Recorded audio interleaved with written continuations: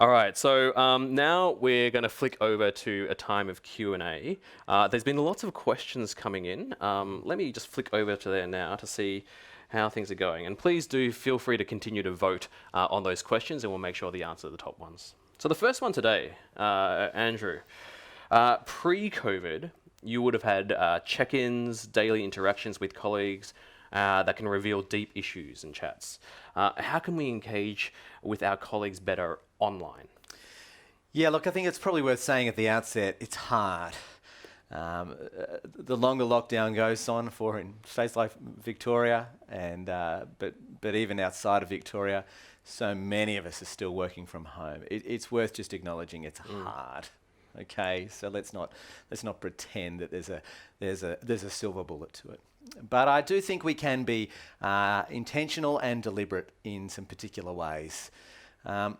First of all and look, I know we're all under the pump at the moment, and many actually express they're feeling more busy than they ordinarily did pre-COVID. So I'm just wanting to put that caveat in as well. But it does mean taking the deliberate and making those opportunities to catch up one-on-one with colleagues as well too.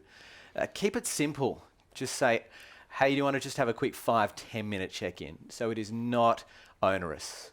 Do it on the phone perhaps if you're feeling or they're feeling Zoom fatigue.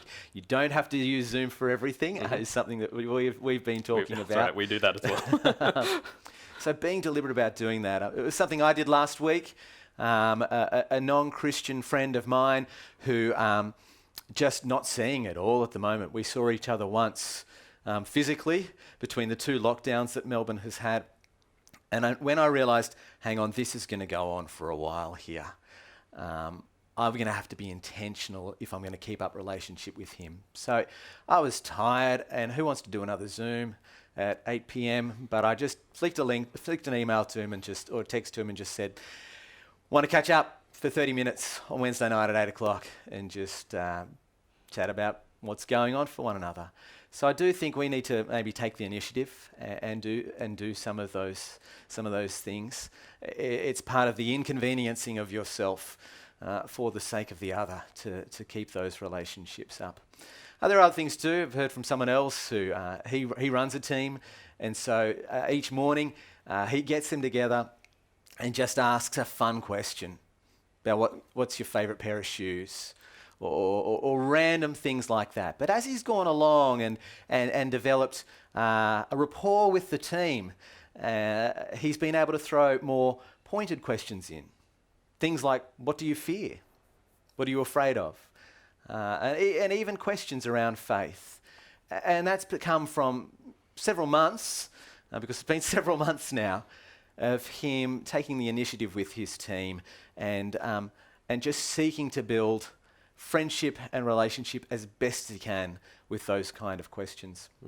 That's helpful. Now, the next question I have, and you've touched on some of this as well, is how do I shine out hope to my colleagues when I'm feeling pretty discouraged myself? Yeah. Look, the first thing to say about that is that you don't need to hide the fact that you're feeling discouraged.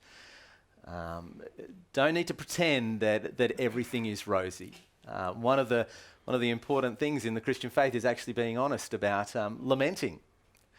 And so I think being real with your colleagues, if you are struggling with the situation, you're tired of it, you're finding it demotivating, you're missing the social interaction, don't pretend you've got it all together. Be honest about that and share that with them. That does two things. I mean, one, that creates the opportunity for them to share honestly back to you and be real with you and open up a far more frank conversation that you might otherwise have had if you'd pretended that you had it all together. But secondly, it does provide the space to actually speak of the hope that you have in the midst of things being hard and difficult. And that's a tremendous point of difference for the Christian person.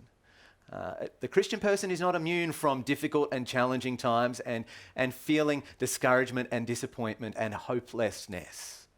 But what they have and what we can offer is the hope of the gospel that we do have. And so it's putting those two things together, the honesty about how you're feeling, but also holding out and shining out the light of the gospel and the hope that you have in the midst of the challenge.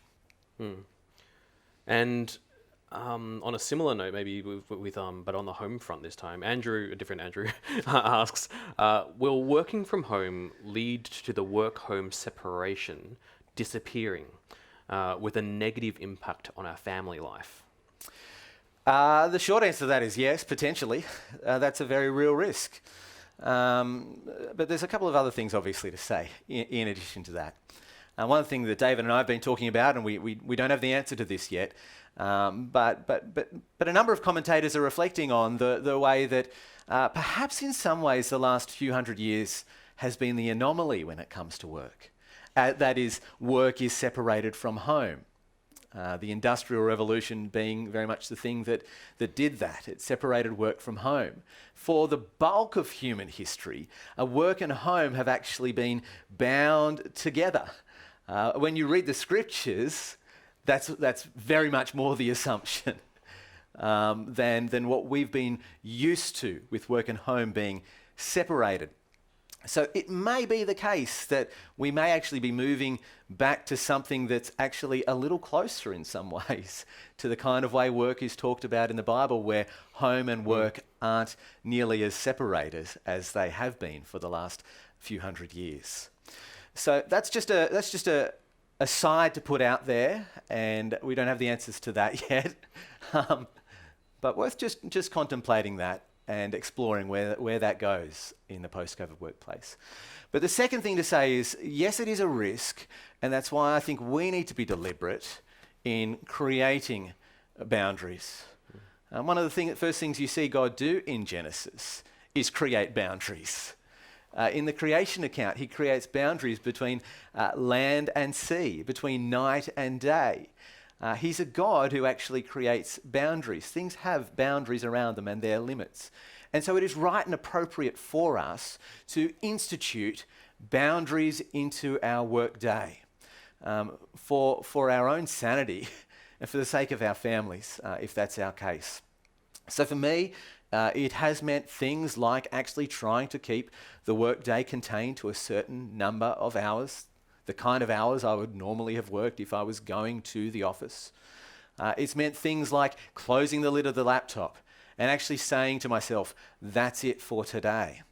I know there's heaps more I could do, but that's it for today.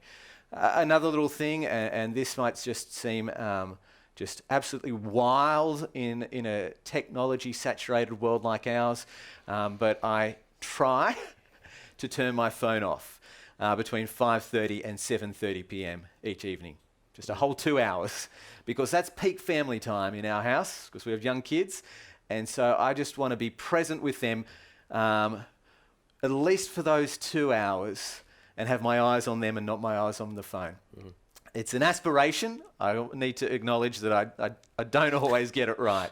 But I think the creating of boundaries on whatever it is, we need to implement them. And we do that for our own sake, but I think that's such a helpful thing to model to our colleagues as well too. It's good for them to see us doing that as well. And because it demonstrates to them that we're people who can switch off and rest, because we recognize that the world ultimately doesn't continue turning dependent on me. It's God who keeps it turning. As it says many times in the Psalms, we sleep and he doesn't, because he's the one who keeps the world turning. So as we do those sort of practices, it gives us opportunity to demonstrate and maybe even speak to our colleagues that I can switch off because God's sovereignly in control of things. Thanks, Andrew. That's all we actually have time for the Q&A today, but don't fret. There's lots of questions that I still want to have answers to as well coming in for the Q&A. I do want to call out one quick one though, which has come in, which has come from, which is a few votes now. So it's mainly for you guys over in the Sunshine Coast. Great to hear about Hadrian. Praise God. And I think we can all agree with that. Praise God for the story of how he's worked in his life.